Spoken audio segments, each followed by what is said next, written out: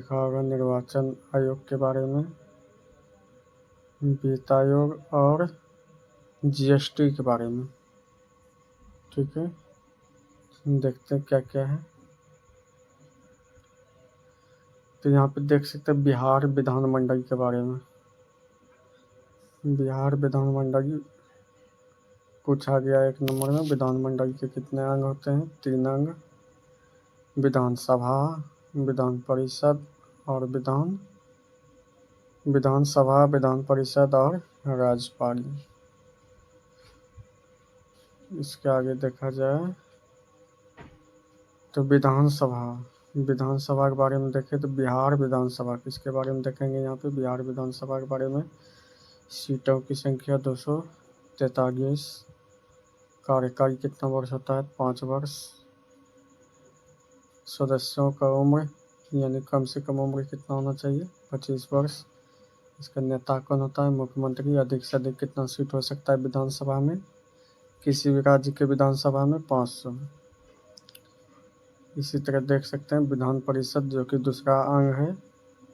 जिस भी राज्य में विधानसभा विधान परिषद दोनों होता है उसे द्विसदनीय विधानमंडल कहा जाता है, और जिसमें एक ही होता है सिर्फ विधानसभा उसे एक सदनीय विधानमंडल कहा जाता है। तो बिहार में देख सकते हैं विधानसभा भी है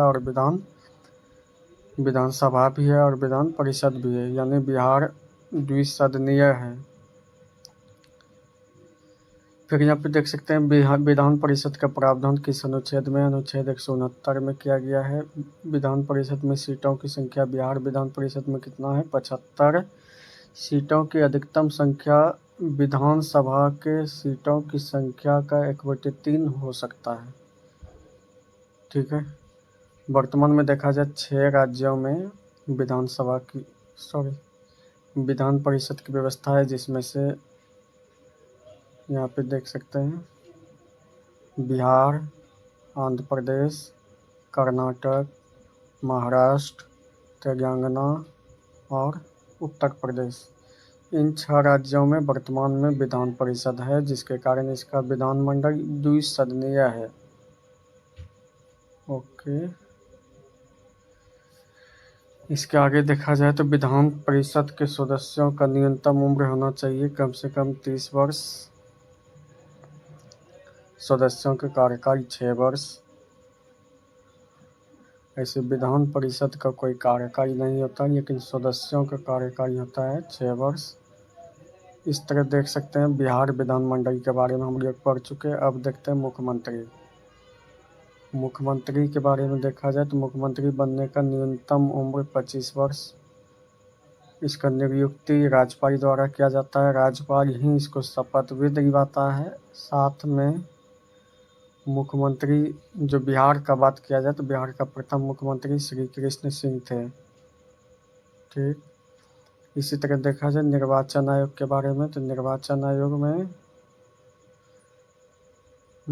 आयोग का प्रावधान हमारे संविधान के भाग 15 में अनुच्छेद 324, और इसका नियुक्ति जो निर्वाचन आयोग का जो अध्यक्ष होता है, मुख्य निर्वाचन आयुक्त होता है या अन्य निर्वाचन आयुक्त होता है, उसका नियुक्ति राष्ट्रपति द्वारा किया जाता है। साथ ही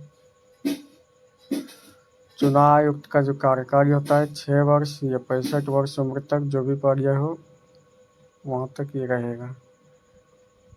फिर देखा जाए चुनाव आयोग का काम क्या क्या है, तो काम है चुनाव करवाना, चुनाव चिन्ह प्रदान करना, राजनीतिक पार्टी को मान्यता देना, आचार संहिता लागू करना। इन सभी कार्यों को देखा जा सकता है, जो कि निर्वाचन आयोग द्वारा किया जाता है। इसके अतिरिक्त देखें वित्त आयोग देखेंगे। इसका प्रावधान अनुच्छेद 280 में किया गया है। इसका गठन राष्ट्रपति करता है। इसमें सदस्यों की संख्या 1 अध्यक्ष और 4 अन्य सदस्य होते हैं, यानी सदस्यों की कुल संख्या देखा जाए तो 5। प्रमुख कार्य क्या है वित्त आयोग का? तो राज्य और संघ के बीच कर का बंटवारा करना। इसके बाद देखा जाए जीएसटी के बारे में, तो जीएसटी एक अप्रत्यक्ष कर है भारतीय संविधान में यानी भारत में 101वां संविधान संशोधन करके जीएसटी को लाया गया था। इसको लागू किया गया 1 जुलाई 2017 को। इसमें जो जीएसटी परिषद है इसका प्रावधान अनुच्छेद 279 के ए के तहत किया गया है। आगे देखा जाए नियंत्रक एवं महालेखा परीक्षक।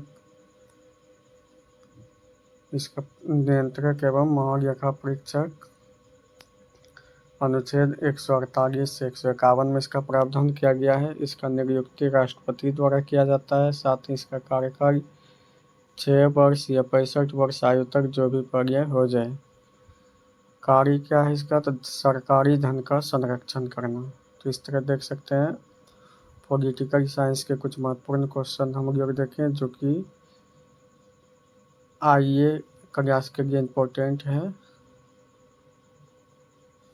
उन सभी बच्चों के लिए इम्पोर्टेंट है जो कि इस बार 2027 में इंटर आर्ट्स का एग्ज़ाम देना चाहते हैं और उसका सब्जेक्ट में पॉलिटिकल साइंस है, वो अच्छे से इसको पढ़ सकते हैं। ओके।